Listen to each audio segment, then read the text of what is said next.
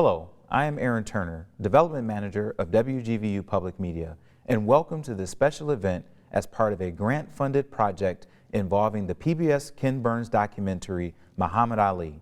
Over the next 60 minutes, we will be speaking with representatives from the Boys and Girls Clubs of Grand Rapids Youth Commonwealth and Grand Valley State University about conversations they are having using character education materials provided by the Muhammad Ali Center in Louisville, Kentucky.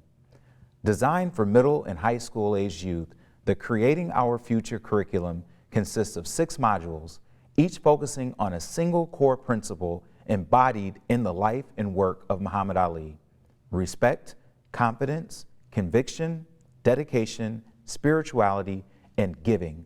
The aim is to guide young people in an exploration of these 6 core principles and encourage the incorporation of these values into their everyday lives and inspire the development of a life plan that reflects a positive sense of self, a commitment to community, and preparation for the future.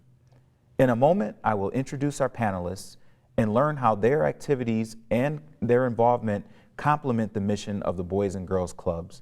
But first, let us view a clip from the 4-part documentary, Muhammad Ali, which brings to life one of the best known and most indelible figures of the 20th century.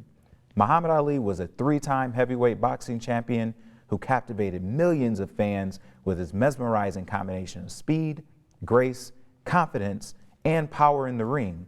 But his humanitarian work, his charm, his charisma, and his playful boasting outside of the ring also made him an icon.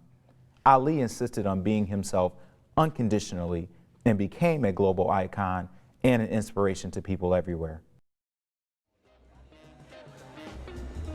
One day in October of 1954, 12-year-old Cassius rode his bicycle into downtown Louisville, while Rudy sat on the handlebars.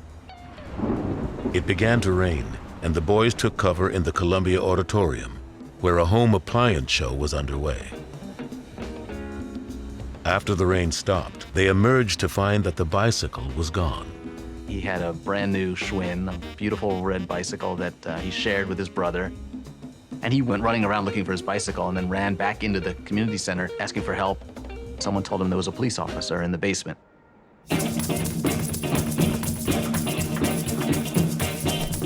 He went down, and the cop in the basement was this Joe Martin, who was running a little boxing school. Cassius told the story years later that for a minute he forgot about his bike because the sight of this boxing gym, the smell of the leather and the sweat, and the excitement, the action of boys in a ring hitting each other, black and white together. And he, reported the crime, and I'm going to get the guy, and I'm going to, kill him. Joe Martin said, well, do you know how to fight? Fight.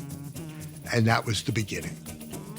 Though his father was reluctant to let his son train with a white police officer, the lessons were free, and Cassius was eager to learn.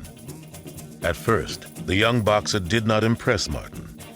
He was just ordinary, the trainer recalled, and I doubt whether any scout would have thought much of him. Cassius didn't show any special talent right away, but he showed enormous passion. He knew instantly that this was what he wanted to do. Boxing was perfect for him because there's just 2 guys in the ring, and your eye is always going to be drawn naturally to the one who's doing the most moving, who's doing the most punching, who's moving the fastest. And that was him, and he knew that he could get the most attention that way. Just 6 weeks after he walked into Joe Martin's gym, Cassius Clay had his first amateur fight. I, at that time, was putting on a local television show here in Louisville, and I had amateur bouts every Saturday afternoon. The first bout I put him in, he weighed 87 pounds. After defeating 14-year-old Ronnie O'Keefe in a split decision, Clay immediately announced to everyone that one day he would be called the greatest of all time. He was always been a little braggart. I'm the greatest and all that before he even got to be the greatest. We'd say, oh, shut up, put this run in your mouth. But as he got better and better, we had more respect for him.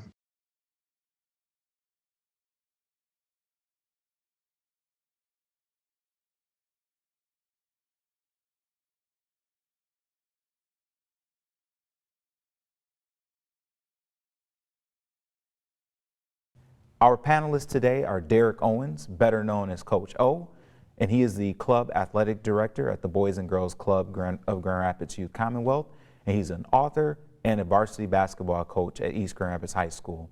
We have Dr. Damon Arnold. He is the Special Assistant Director of the Laker Academic Success Center here at Grand Valley State University. He's a renowned author, motivational speaker, and CEO of Damon Arnold and Associates. We also have Marlon McCaleb. He is also a club member and a student at Grand Rapids Central High School. Finally, we have Ernest Robertson, and he is also a club member, and he is a student at Godwin Heights High School. So we're going to begin the conversation. We're going to begin with Coach O. So welcome, Coach O. We appreciate you being here. We appreciate all of the work that you do and the impact that you make in the lives of our community here in our great city of Grand Rapids. Would you start off our conversation this evening by sharing with our audience information about the Passport to Manhood program at the Boys and Girls Clubs? Yes, thank you. Our Passport to Men's program to manhood actually helps the young people, young men identify what manhood is all about and the character traits that go along with it. We have 4 points that we try to hit on all the time. Rid yourselves of the male stereotype, positive vision of manhood, how to control power, make good choices, and look beyond the stereotypes of their community. And that aligns very well with the Muhammad Ali Project, because it's about character development, putting things in young people's toolbox that would help them when they go into society and be a contributing member of society. Knowing we turn those same 6 pillars into self-words. Muhammad Ali talked about self-respect, talked about self-confidence, talked about self-conviction, what you believe in, what you stand for, dedication, what you're dedicated for, spirituality component, because you need that as your power source. And full circle, what goes around comes around, giving back to your community where you grew up from. And those are the pillars that line up with Muhammad Ali in the Passport to Manhood. So what does giving back to your community look like in terms of the work that you do at the Boys and Girls Clubs? Yeah, that's a great question. By myself being a byproduct of urban America, Detroit, Michigan, choices have to be made. In terms of, I always tell young people, do we go left with choices? Make choices, consequences. Do you decide to go left, or do you decide to go right, the right way for yourself? In terms of that, that's what we strive for, talk about daily, the decision making they make, because we always talk about those 30-second decisions that can alter your life. So we want to give them all the tools that they need in their toolbox to say, hey, I can make a great choice for myself. I'm going someplace. I want to be something in life, not settle. Thank you. That was very powerful, and it's definitely something that our young people need to hear, as those choices and what it means to give back. So next, we're going to move to Marlon. Thanks for being with us and for participating in this conversation. This opportunity to learn from the greatest, Muhammad Ali, and other great people such as your own Coach O and Dr. Damon Arnold here, I'm sure has to be pretty inspiring. Would you share with us some of the key lessons that you're learning from the Creating Our Future program? We learn how to be a part of our community, and we get to be around other people that look like us, and bringing each other up, trying to create something good.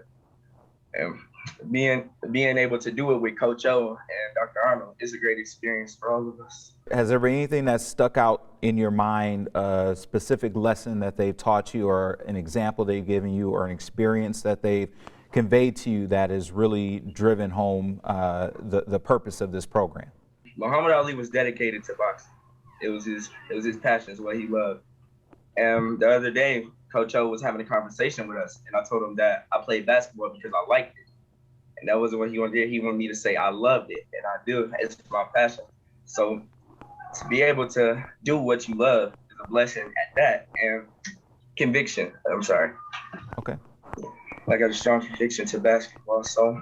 And that's a beautiful thing, being dedicated and having a level of conviction and dedication to something that could be a hobby, could be a career path. And that's really, really good that you were able to make that association from something that you like to do to something that you feel compelled to do and something that you can love to do. So next, we're going to talk to Dr. Arnold. As always, we appreciate your passion and the things that you do for especially young black men in our community. I've had the honor and privilege to listen to you speak numerous times, and I always walk away with some nugget that I take with me and impart to the young people that I mentor as well. So thank you for being with us this evening and being a guest during this conversation series at the Boys and Girls Clubs. As I said, you're well known, you're respected, you're a great speaker, you are a great athlete. You probably will still say you still are a great athlete. And I appreciate how you do empower others to be their best here at Grand Valley and Laker Nation, but also in all walks of life and every circle that you touch. So what lessons have you shared with members of the Boys and Girls Club that you think are extremely important at this time and at this point in where we are as a society and as a community? Definitely. I think the first thing, the most important thing, and I would be remiss if I didn't say this, Coach O inspires me. And so when we talk about being amongst greatness, you young men are amongst greatness with that man that you're getting an opportunity to work with, and he loves you from the heart. And so from when I first came to speak to the young men, I just told them, I said, you're kings, and you have to conduct yourself as such. The one thing I tried to really just get them to understand is Muhammad Ali had a purpose, and it wasn't just boxing. Boxing was a tool to allow him to do the thing he was purposed to do, which was change the world. And that's what I believe these young men and young people, old people around the world have the ability to do, to change the world when we're courageous enough and we're bold enough and courageous enough to say, you know what, this is my purpose and this is what I'm on. Because Muhammad Ali said in a quote, he said, service to others is the rent we pay for our room here on earth. And so that's what I tried to instill in the young men, that you have a purpose and a reason for being here. And the rent you pay allows you to be on this planet to do the thing that you were purposed to do. Wow, that is so powerful and insightful. Are there any specific moments that you can recall of a specific conversation or something where you may have seen a light go off in one of the young people that you were speaking to or mentoring that really made you feel like Muhammad Ali's work and Muhammad Ali's philosophies really resonated? I think just them being around Coach O and hearing again and again from him how powerful they are. I think that's what, when I came into the Boys and Girls Club, he had the young people all the way to the older people there. He told them, shake his hand, introduce yourself. And they shook my hand, they looked me in the eye, and they said who they were. And then when I got into the room with the older, it was the same thing with the older. So the same thing that he's saying to the younger people, he's saying to the older people. So the moment I walked in, that's when I knew that I was in a special place, a place that was built on purpose, a place that if Ali was to be able to see a glimpse of the legacy he left something in each and every one of them that Coach O is continuing to put into these young men and young women to say, you are powerful, you are kings, and speak with your voice and know that you have power in the thing that you do. So thank you once again, Coach O. What other word do we use? Never giving up means, what word was that P word we just said? Perseverance. Perseverance. Teach them how to be perseverance. That's a character trait. Saying like Muhammad Ali, he never gave up. That is very powerful, and it's very necessary as we look at building our community. So next, I'm going to tap on Ernest. Ernest, you can come off of mute. Ernest, once again, I'm glad that you're here and sharing this opportunity to speak with us. So first question is, had you ever heard of Muhammad Ali? I've heard about him. I really didn't do no research or nothing about him until we started the program. Okay. So the more you learned about the greatest, we talk about the GOAT, the more you learned about the greatest, what did you take away from who he was as a person? I took away from him that he was courageous about what he did, and he had all the 7 pillars that he stood for: respect and conviction and dedication and giving. And he was just a powerful motivator, and he motivated people, and he motivated us to do right. So how do you incorporate those core principles into your own life? Well, I am a usher at my church, at my family church. And one thing my dad always tell me, if you do good, God will bless you. And I'm hoping to be a junior deacon and inspire somebody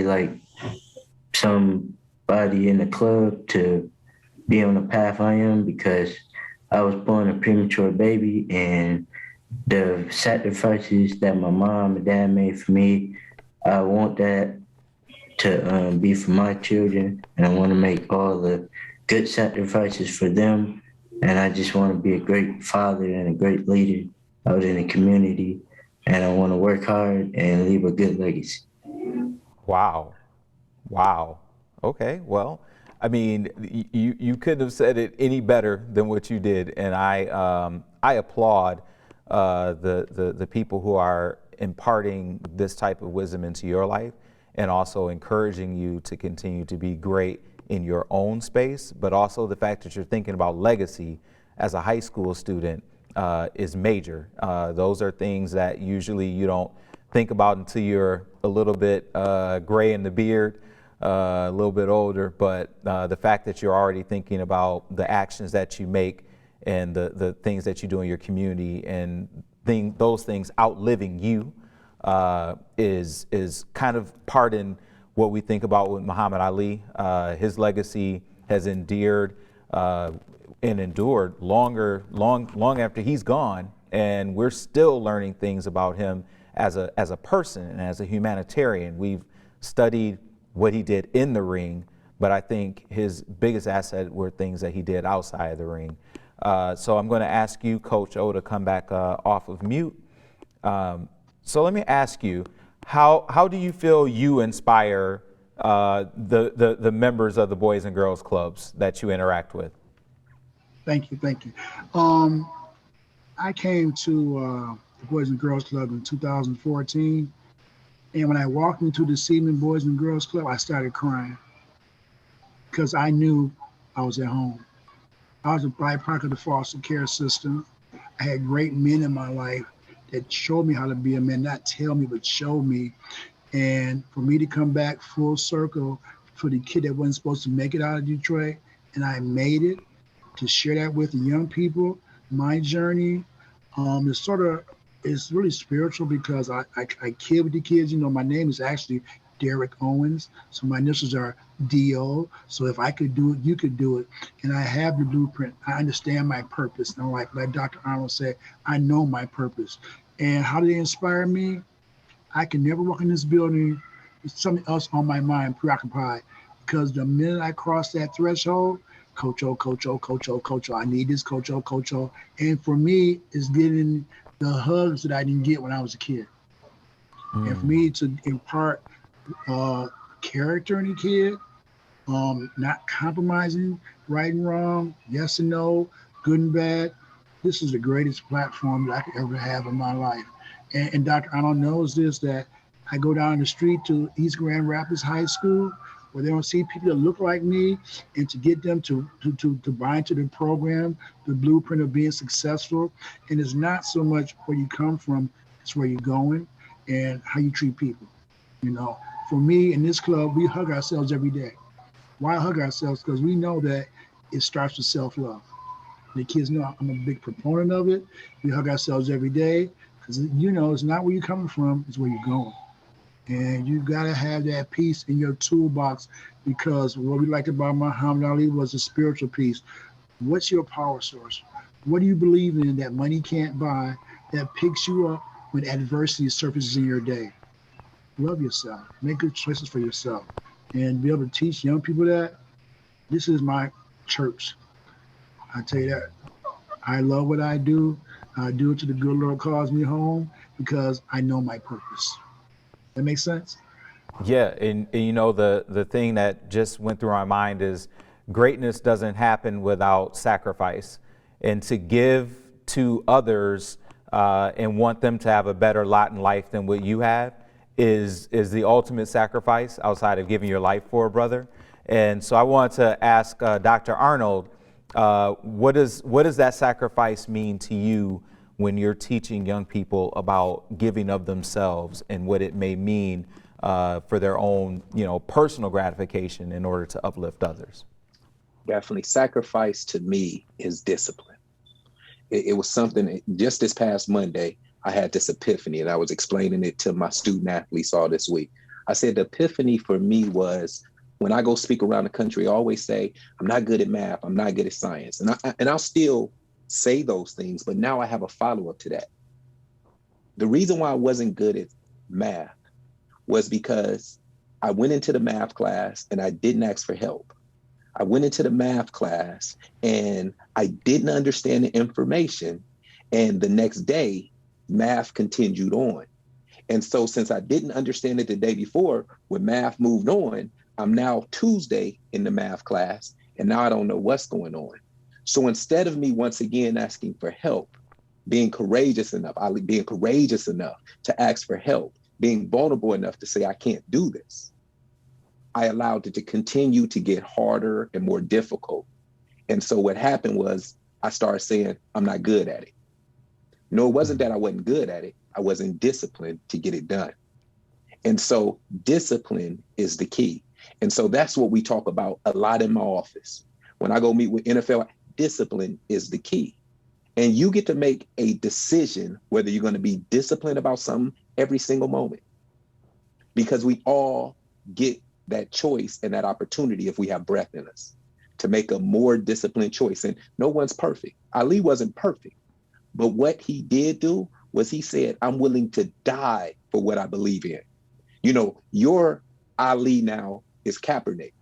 Kaepernick kneeled to get people to see the injustices that was going on. But Ali gave him the blueprint to say, you know what? Are you willing to sacrifice something that you love for the whole? Muhammad Ali said, I can make millions of dollars, but I'm not helping my community. I'm not really doing what I'm purposed to do. And so Kaepernick sacrificed millions of dollars. But what he did was he brought awareness to the injustices that was going on. And so that's what it means. Discipline, sacrifice. It's hard. It's hard telling your friends no. It's hard saying no to that thing you want. Because a lot of times we look at discipline as the enemy, where discipline is truly our friend, because discipline will allow us to enjoy the life that we were purposed to have. Wow, that was profound. And I appreciate you sharing that, because that's probably a story and a narrative that a lot of us have as far as things that we feel that we can't do. And it's because we've usually allowed those things to keep moving on when we've been stuck and not allowed ourselves to overcome those things. And I think that's a really strong life lesson on how to grow and overcome. So I'm going to do one last round, and then we're going to wrap things up. So Marlon, I'd like for you to tell me from where you are in this community, in this world, what does it mean going forward? How will you make an impact, and what does giving back to your community mean to you? Giving back to my community means being a good influence on the younger kids right now until I'm able. My dream is to be a motivational speaker. So I want to influence them as much as I can right now. So when they get older, they can have their kids listen to me, and I can do what I can do to help my community out. Okay. Ernest, same question. What I want to do is when I graduate high school, I want to I've been thinking about it, and I want to I want to become a contractor and build a premature shelter for like premature babies and premature mothers that ain't got no home, because I was there at one point and I overcame it, and they can too. And I just want to inspire my community the way I can. I want to be a good leader, and I want to be a good father, be a good brother, and I just want to lead by example. And I think Coach doing a great job teaching us how to be men. And one day, I've been thinking about it. Maybe I want to become a club director and live his legacy. Wow, that is what, no greater compliment? Dr. Arnold, I know you're already making an impact, and I know that you are cementing your legacy day by day in your actions and in your words and in your teaching and your mentoring. But from your mouth to all of our ears, what is impact? What is impact to you, and what is legacy? What is Dr. Damon Arnold's legacy? You know, when I think of the word impact, and I might get emotional on this. I'm still tough though. Don't get it. I'm still tough. I do that as a coping mechanism when I feel like I'm about to start getting emotional and cry. And I think the reason why I'm so sentimental, I got a daughter and she's made me soft because we've had a bunch of tea parties. She's 16 now. But this is truly what I think about as far as when I say impact. I've been fortunate to be part of a lot of people's journey, whether it's student athletes, professional athletes, just people around the country. I want my impact to be when I pass away and they have my funeral, I want my 2 kids to be sitting in the front, DJ and Alani. And I pray that people come up to them and say, man, your dad said this, or your dad did this, and it changed my life. I've thought about that so much. I'm just a vessel. And when people say that I had an impact on their life, they've had an impact on my life because iron sharpens iron. And I just want to be all that I was purposed to be. And I want my impact to be people coming up to my kids saying, man, your dad did this, and it may have changed my life. That's beautiful. Coach O, same question for you. Can you repeat the question for me? Because Dr. Arnold got me going. I'm like, oh my goodness. So, I'm still tough. Like I said to Dr. Arnold, I mean, you've already spoken about all the odds that you've overcome, and you are also cementing a legacy with these young people that you are mentoring and working with every day. But what do you see your life's impact being and the legacy you want to leave? Just like we keep talking about the things that Muhammad Ali did as a humanitarian, as a citizen of the world, being embraced by people from all faiths, all races, all everything. What is that? What is your legacy? What is your impact? That's a great question. I'm like Dr. Arnold. Say that your dad was a good man. Your dad was a leader. Your dad uplifted me. I was at a basketball clinic a couple of weeks ago in a very big banquet room, and one of the people that was serving dinner knew me, and he came up whispering in my ear and said, Coach Owens, you saved my life. I didn't even remember the young man. And just that sort of resonated with me that, you know, you had a Hall of Fame dinner, and here this young man who's serving comes up to you and connects back with you and said, Coach Owens, you saved my life. And I couldn't tell you what I did or said at that time. I said, okay, thank you, I appreciate you. But my legacy is that I helped change the world one person at a time. You understand? My kids say that all the time. I said, Dad, you don't even know how much impact you had on kids.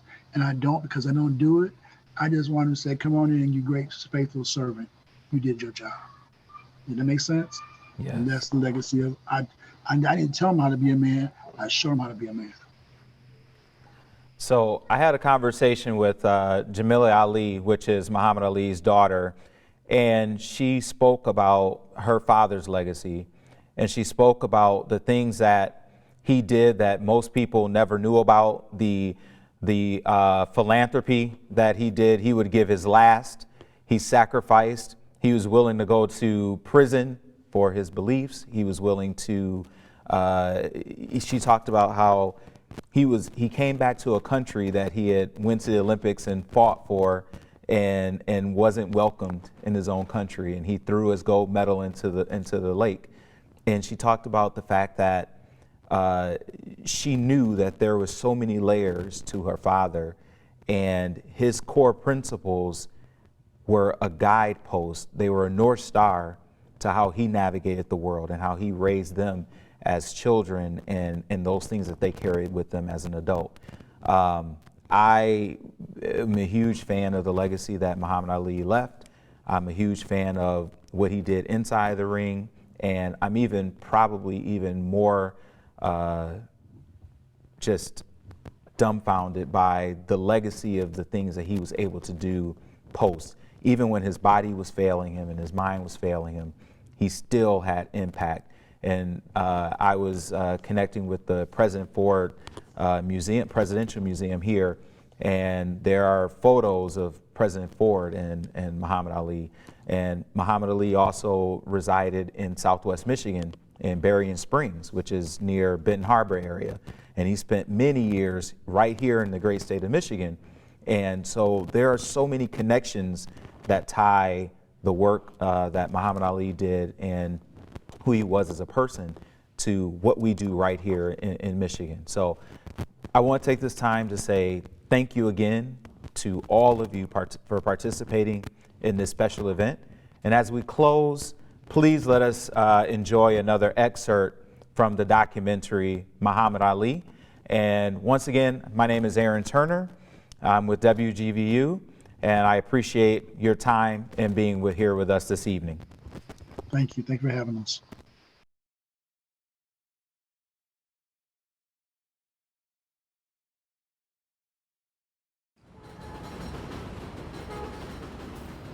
Ali's next fight had been scheduled for March 29, 1966 in Chicago, against the 6'6" Ernie Terrell, the boxer who had been awarded the World Boxing Association title after they had stripped it from Ali. Most boxing fans still viewed Ali as the real champ, and a defeat of Terrell would cement his claim. "I want our soldiers and Marines to see what a real champion looks like," said Terrell, who promised to sign up for an exhibition tour in Vietnam after defeating Ali. And we announced the fight, and tickets were going very well, and we were securing closed-circuit exhibitors around the country. I had hoped it would be the biggest Ali promotion ever at that point. When Ali said, "I got nothing against the Viet Cong," Mayor Daley immediately contacted the Illinois Athletic Commission and told them to throw us out of Chicago. To salvage the fight, Ali backed away from his statements and offered to come before the Illinois State Athletic Commission to apologize. But after having breakfast with Elijah Muhammad before the hearing, he reversed course. I'm asking you if you apologize for the unpatriotic remarks that you made. Anything, I'm not apologizing for nothing like that because I don't have to. I'm apologizing to the people who in charge of the selective service. Those are the people that we'll take this up with. I'm not in court now for that. I'm a champ of the world. This is athletic commissioner, and I'm here to fight for the title, and I'm just apologizing for what I said to the newspapers and to the press when I should have had these things to say, and they will from now on be said with the people who are in charge of this. Mr. Clay, when you... Muhammad Ali, sir. Mr. Clay... Muhammad Ali, or sir. Mr. Muhammad Ali, either Yes, sir. one. Just Muhammad Ali. When sir. you appeared before this commission before, if I recall correctly, you said you were the people's champion? Yes, sir. Do you think that you're acting like a people's champion? Yes, sir.